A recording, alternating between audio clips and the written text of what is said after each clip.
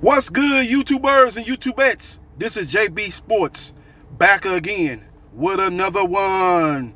Two division world champion Gervonta Tank Davis was on his Twitter and said his next fight won't be at 130 or 135. That it's going to be a fight against a world champion. And it's got the internet going nuts in my Power Wild voice. People wondering who will Tank Davis fight next. He's a champion at 130. He's a champion at 135, but he's not going to be fighting and defending either of those belts. He'll be fighting a world champion, though. Who will it be? I'm going to put two and two together, and I'm going to tell you exactly who I believe it's going to be in a fight that's going to take place in late spring, early summer of 2021. Barrios, the WBA junior welterweight champion. I know people saying, wait a minute, JBsports. The two champions at junior welterweight are Jose Ramirez and Josh Taylor. They're fighting for undisputed sometime in May, well, whenever they have a crowd, according to their promoter, Bob Arum.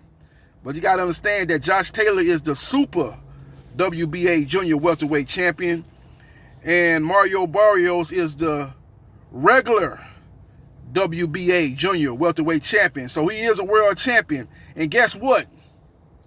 His last fight, he fought Ryan Carl. And guess what card he fought on? He fought on the Gervonta Tank Davis, Leo Santa Cruz Showtime pay-per-view card in San Antonio, Texas, in the Alamo Dome. Remember, Mario Barrios fought on the undercard of that fight. And guess what? Mario Barrios is from San Antonio. That's where he's from. He's trained by the legendary trainer Virgil Hunter, who's trained other world champions in the past, Andre Ward and Andre Berto. So you put two and two together, that's going to be the next fight for Gervonta Tank Davis. He's going to move up to 140 pounds and try to become world champion simultaneously in three different weight classes. Champion at super featherweight, 130 pounds. Champion at lightweight, 135 pounds. And then again, champion at super lightweight, 140 pounds. They could put that fight on Showtime pay-per-view in San Antonio, Texas. Would do a good crowd there, as Barrios will have a lot of friends and family at that fight. He'll bring the Latino crowd. And Gervonta Tank Davis is a guy that has a big name in the United States of America. Just recently did a pay-per-view with Leo Santa Cruz. And that fight did over 200,000 pay-per-view buys. And this fight, I think, will do similar numbers. So that's what I think is going to happen next. As Gervonta Tank Davis is, I was thinking like, damn, when Ryan Garcia looked like he was going into another direction and setting up a fight with Manny Pacquiao, I was wondering, damn, what is Gervonta Tank Davis going to do? It's not really no names there. You know, people were throwing around Abner Mares, and I'm like, are you serious? Abner Mares is retired. Have you seen his eyes? His eyes are damaged real bad. You know, I'm not trying to make light of that. You know, this guy should never fight again. He's risking his vision. There's nothing that you should be putting your vision at risk for. I don't care how much money that you can make in a particular fight. You remember Sugar Ray Leonard had problems with his eyes. He retired. He came back, and he was able to have a successful second half of his career. But Abner Mares' eyes is in my, I'm not no eye doctor, but his eyes are much worse than Sugar Ray Leonard's eyes ever was. His eyes are real bad. You know, you see him, he's an analyst on Showtime. You see him doing his boxing analysis on Showtime Boxing, giving his expertise to the fights that's on that particular night. And he does a good job there. And I think he should continue to be a analyst in boxing and don't ever get back in the ring again, man, because his eyes are, what I see, is in bad shape. He hurt his eyes in the last fight with Leo Santa Cruz. He might have done some damage in previous fights, but the damage he did in the Leo Santa Cruz rematch, in my opinion, are irreparable damage to his eyes. And I don't advise him, and I don't think any doctor would advise him to ever fight again. So when people were saying Abner Mares, I thought that was crazy.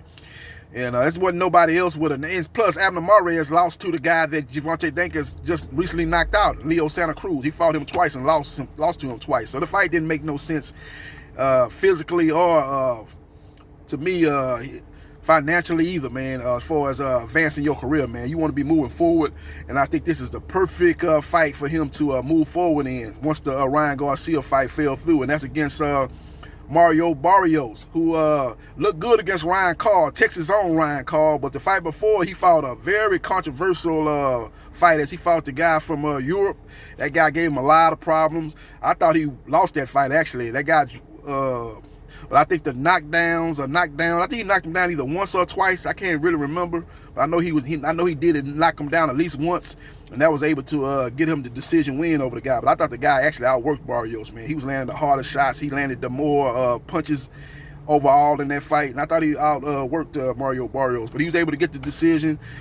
He's the WBA junior welterweight champion. He holds that version of the belt, and that's the same version of a belt that Gervonta Tank Davis holds at 135 pounds, as he's the regular WBA junior welterweight champion, as Teofimo Lopez is the super WBA lightweight champion. My bad, he's a regular WBA lightweight champion, and Teofimo Lopez is the super WBA lightweight champion. So that's the thing I'm getting out of this announcement that he made on his Twitter, that his next fight will be against a world champion. It won't be at 130 or 135.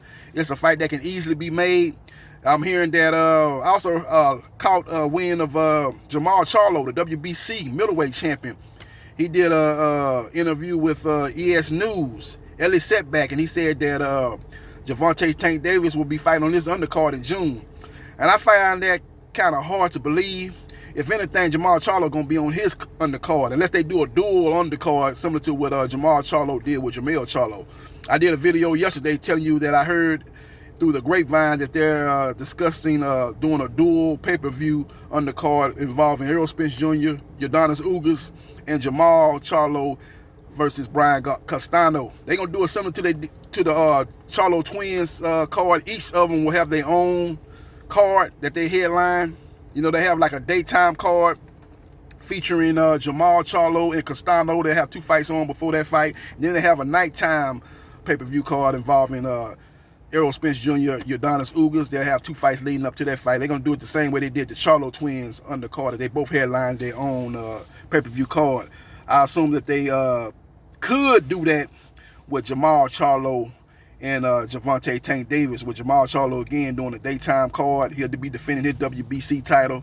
Have 2 fights on before that, and then they'll have Gervonta Tank Davis headlining the nighttime pay-per-view card against Mario Barrios. Have 2 fights leading up to that main event card. So that's just the things I'm hearing and the things that I'm putting together, man. But we'll see what happens. We'll see what transpires. But let me know your thoughts about Gervonta Tank Davis versus Mario Barrios for Barrios WBA junior welterweight title, going down in the Alamo Dome in San Antonio, Texas, the same place where Gervonta Tank Davis fought and knocked out Leo Santa Cruz in front of around 12,000 fans.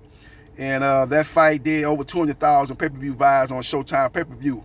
And I will assume that this fight between Davis and Barrios will also be on Showtime pay-per-view. Let me know your thoughts. Hit the like button if you like the content of this video, and subscribe to JB Sports, the man, the myth, the legend.